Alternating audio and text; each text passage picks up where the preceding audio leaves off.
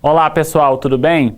Estamos aqui para auxiliar você, amigo, amiga. Meu nome é Marlon, sou servidor do TRT da 23ª Região desde 2011. Ingressei como técnico judiciário, passando pelas varas de Diamantino, Nova Mutum, a 5ª Vara do Trabalho de Cuiabá, e depois como assistente do desembargador Osmar Couto por 3 anos, né?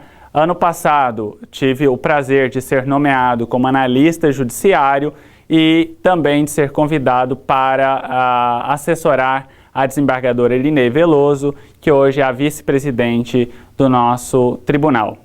Bom, pessoal, vamos lá para a nossa questão da semana. Possui eficácia limitada a norma constitucional que assegura direitos aos empregados domésticos no que tange os direitos a...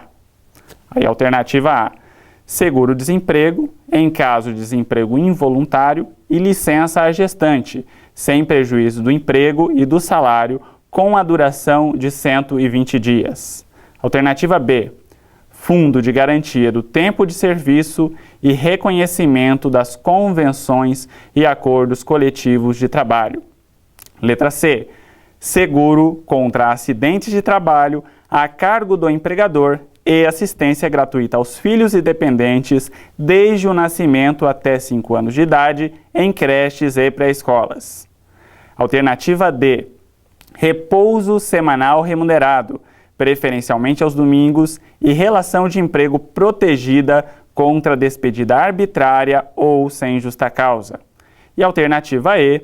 Gozo de férias anuais remuneradas com pelo menos 1/3 a mais do que o salário normal e duração do trabalho normal não superior a 8 horas diárias e 44 semanais. Pessoal, essa foi uma questão que foi aplicada no ano de 2013, certo? Logo quando foi aprovada a emenda constitucional número 72, que consagrou os direitos dos domésticos. Foi aplicado lá na 12ª região, Santa Catarina. Essa é uma questão muito interessante, pois vai permitir a vocês o estudo dessas novidades legislativas, tanto no campo do direito do trabalho, né, como no campo do direito constitucional, na parte em que a nossa Constituição trata sobre os direitos trabalhistas, que é o artigo 7º, que é um artigo que pode ser exigido tanto na prova de direito do trabalho quanto na prova de direito constitucional. E nas provas de TRTs, geralmente é uma questão que sempre vai ser exigida, né?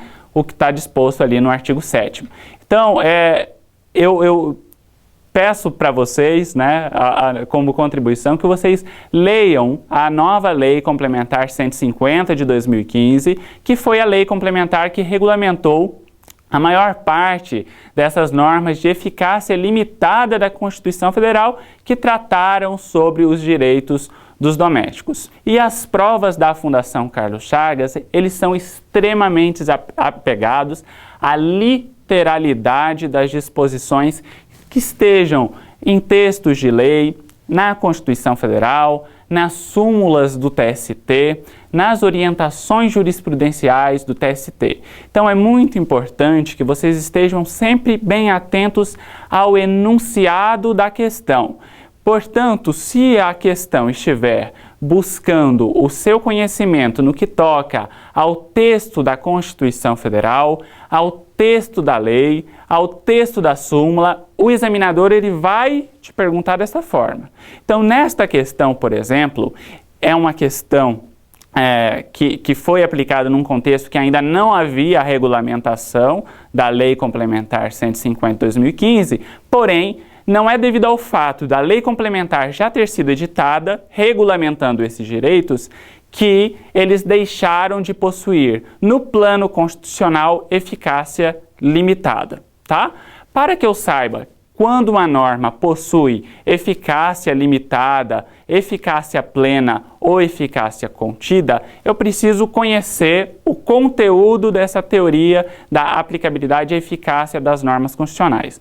Quando nós falamos em eficácia de uma norma constitucional, nós temos que pensar que eficácia é sinônimo de efeitos, ok? Então, o termo eficácia no direito significa os efeitos que determinada norma produz, os efeitos que determinado contrato produz, tá? Então José Afonso da Silva pegou as disposições da nossa Constituição e as dividiu em 3 graus de eficácia.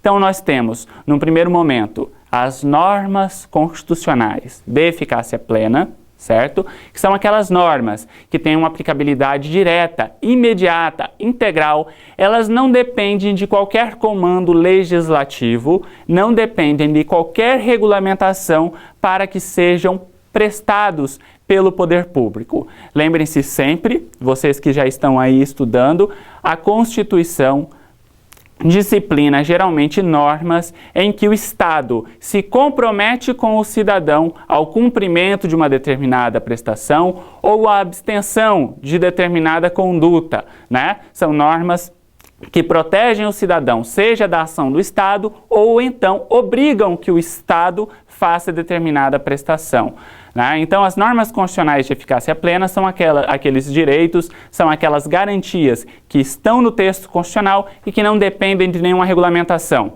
Um exemplo, as normas que fixam competências no texto constitucional.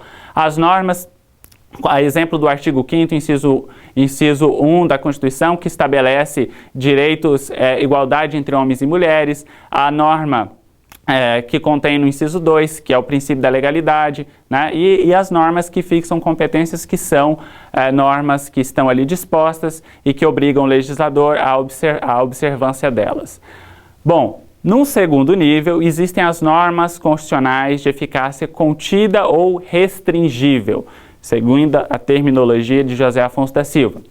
Essas normas, né, são normas da Constituição que elas permitem que o legislador interfira para restringir o alcance da Constituição. Então, a partir do momento em que o Constituinte opta por esta alternativa de construção do texto da Constituição Federal, ele diz ao legislador ordinário, que é aquele legislador, né, são os nossos deputados e senadores que foram eleitos a partir da edição da Constituição de 88 e que estão aí em contato direto todos os dias com a sociedade e que tem, então, portanto, a condição de enxergar as necessidades imediatas da comunidade. Então, estas normas constitucionais, elas dizem que o cidadão tem determinado direito, mas que esse direito será implementado nos termos de uma determinada lei.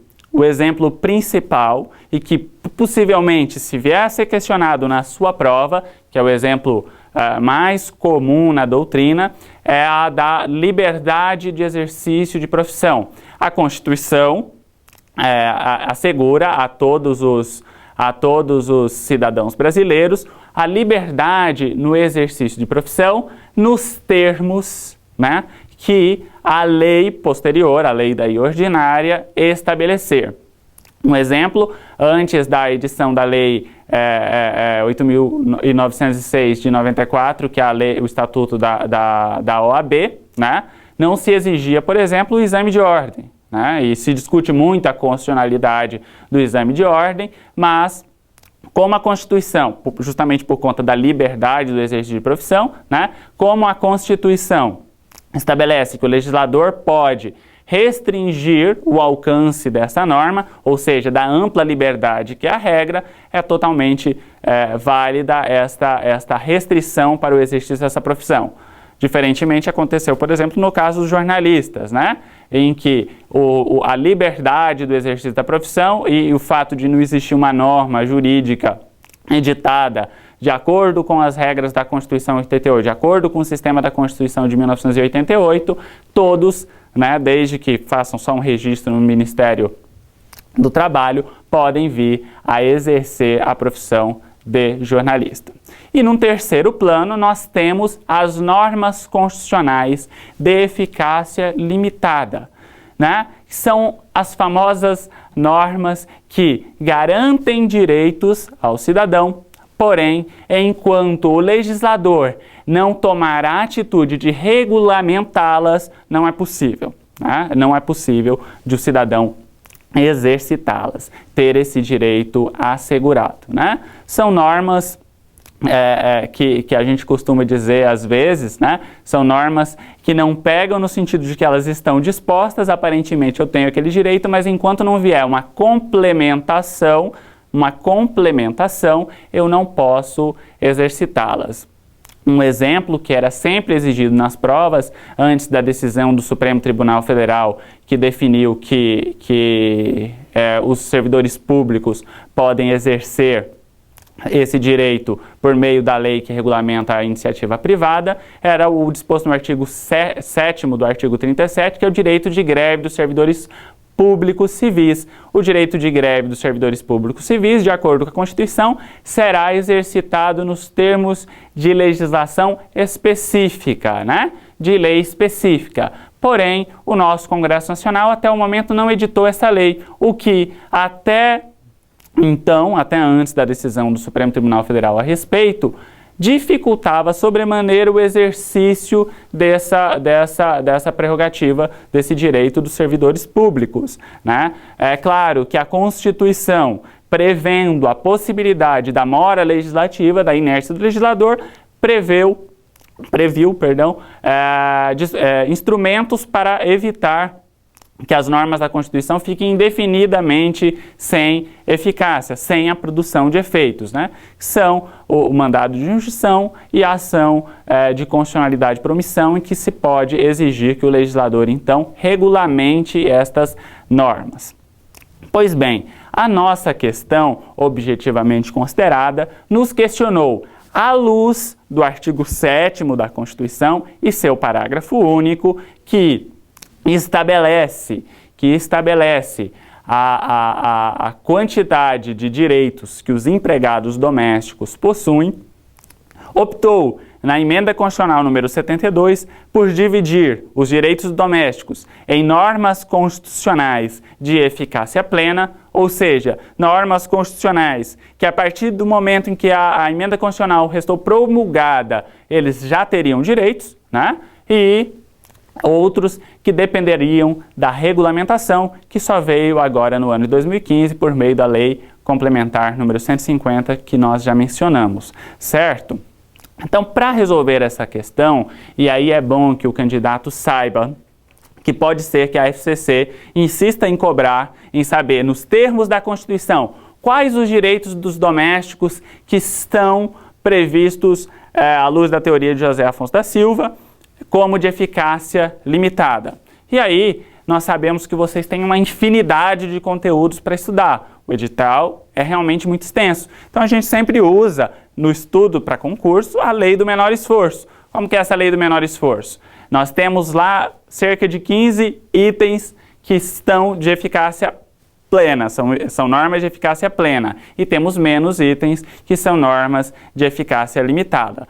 É bom eu saber que o que a emenda constitucional 72 fez? Ela transformou o doméstico praticamente num empregado urbano, garantindo aos domésticos a maioria, né, 90% dos direitos que também são extensíveis aos empregados urbanos.